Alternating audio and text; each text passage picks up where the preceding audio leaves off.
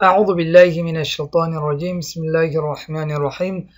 درس 26 ادغام متقاربین. الان من از تجوید نو برای شما درس سر میفهمم ان شاء الله. ادغام متقاربین: اگر دو حرفی هم در مخرج و هم در صفت نزدیک یک جا جمع شوند، یکمی ساکن و دومی حرکت دار باشد، یکمی را به دومی داخل کنند که آن مخصوص دو گروه حرفا می باشد. یعنی اگر حرفی که هم در مخرج و هم در صفت نزدیک یک جا جمع شد و اولش ساکن و دومش حرکت دار باشد، یکمی را در دوم داخل کنند که این مقصد ادغام متقاربین مخصوص دو گروه حرف ها می باشد.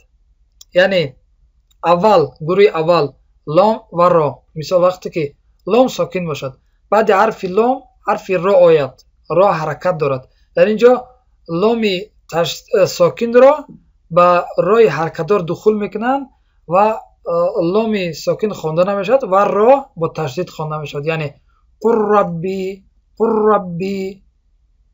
این بود گروه اول. این هم گروه دوم، حرف قاف و حرف کاف.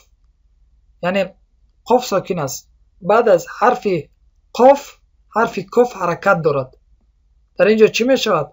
همین قاف ساکن دار با کاف حرکت دار دخول می شود، قاف خوانده نمی شود و کاف با تشدید خوانده می شود. یعنی الم نخلقکم، الم نخلقکم، یعنی قاف خوانده نمی شود و کاف با تشدید خوانده می شود در اینجا، زیرا اینکه قاف با کاف دخول می شود.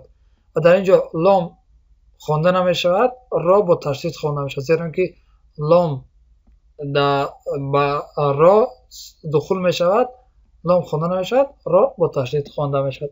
این هم ادغام متقاربین. انشالله امید دارم که درس را فهمیده باشید. جزاک الله خیرا و بارک الله فیکم. السلام علیکم و رحمت الله و برکاته.